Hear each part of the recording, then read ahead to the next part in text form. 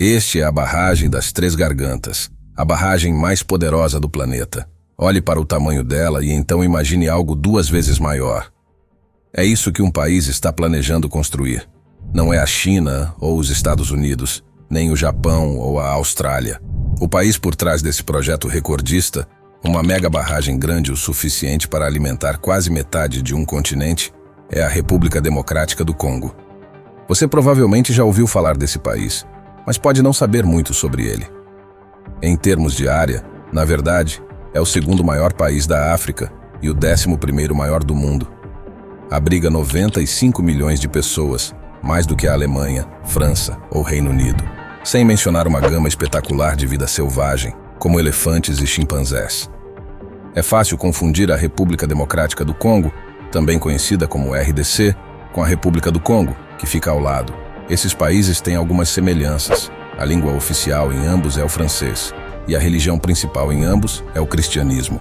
E mais notavelmente, ambos foram nomeados após o rio Congo, que formava uma fronteira entre os dois. E essa fronteira é bastante única. Quando você olha para o mapa, provavelmente parece uma única cidade. Pelo menos até você perceber que não há pontes atravessando o rio. Você está realmente olhando para 2 cidades. Brazzaville, na República do Congo, e Kinshasa, na RDC. São o par mais próximo de capitais no mundo.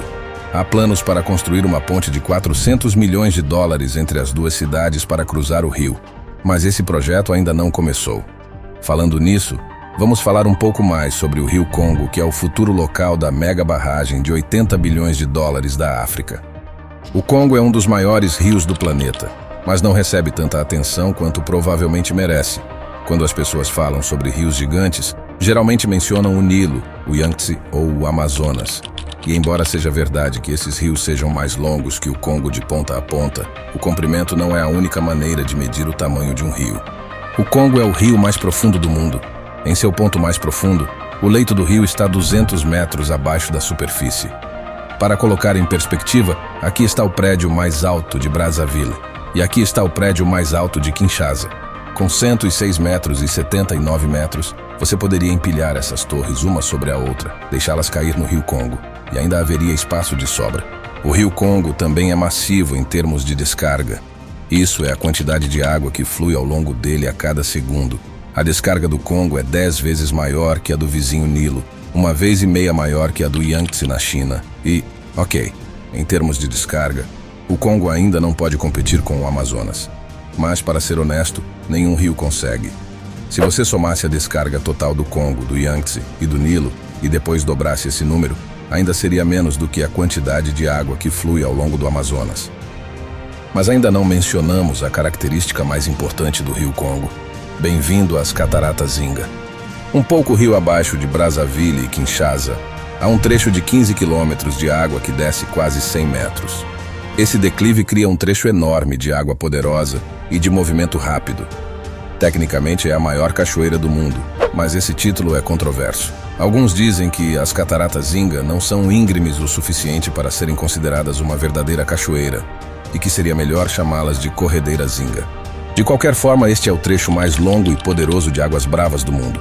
Há alguns anos, um aventureiro extremo, Steve Fisher, conseguiu andar de caiaque por todo o caminho das Cataratas Inga, mas quase se afogou no processo. Algumas décadas antes, uma equipe de caiaqueiros franceses tentou também, e todos os 7 foram mortos. Uma quantidade impressionante de água rápida passa por aqui a cada segundo. No contexto de barragens hidrelétricas, é muita energia potencial. Os especialistas acreditam que há água suficiente em Inga para gerar quase 40 gigawatts de energia.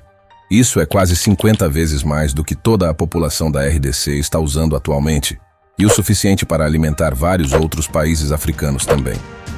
As pessoas têm falado sobre o potencial de Inga por mais de 100 anos, desde que um levantamento descobriu que o Congo tinha mais de 1/4 do potencial hidroelétrico do mundo.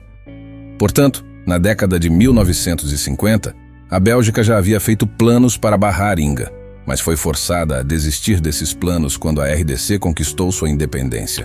Mas a ideia de barrar as Cataratas Inga não desapareceu. Avançando alguns anos, o novo governo da RDC ordenou a construção de uma barragem de 6 turbinas, que ficou conhecida como Inga 1. Alguns anos depois, ordenaram a construção de uma barragem de 8 turbinas, que ficou conhecida como Inga 2.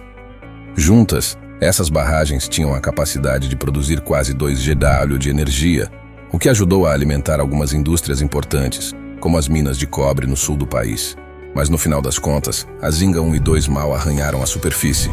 Foram construídas em um afluente das cataratas Inga, em vez do tumultuado corpo principal de água, e aproveitaram menos de 5% do potencial total de Inga. Isso foi há 50 anos. Hoje, a capacidade das barragens de Inga é ainda menor. As Inga 1 e 2 degradaram com o tempo, e a RDC teve dificuldades para mantê-las. Os custos são muito altos. Eles não são o único país com esse problema. Muito recentemente, 2 barragens mal mantidas na Líbia, no norte da África, desabaram após uma tempestade e mataram várias milhares de pessoas. No momento, as Inga 1 e 2 não mostram sinais de colapso, mas estão operando apenas a 30% de sua capacidade original de geração. Nos últimos anos, houve vários planos para reformá-las novamente, com promessas de apoio de empresas internacionais como a Siemens na Alemanha. Também há uma proposta para construir uma terceira barragem, a Inga 3, que poderia gerar mais 4,5 gigawatts. Antes mencionamos como as cataratas Inga têm o potencial de gerar 40 gigawatts de energia. Isso é mais de 20 vezes a capacidade atual de Inga 1 e 2. E a barragem do Grande Inga é um plano impressionante para aproveitar cada gota. O plano parece assim. Primeiro, será construída uma parede gigante na extremidade sul do Vale de Bund, que corre ao lado das cataratas Inga.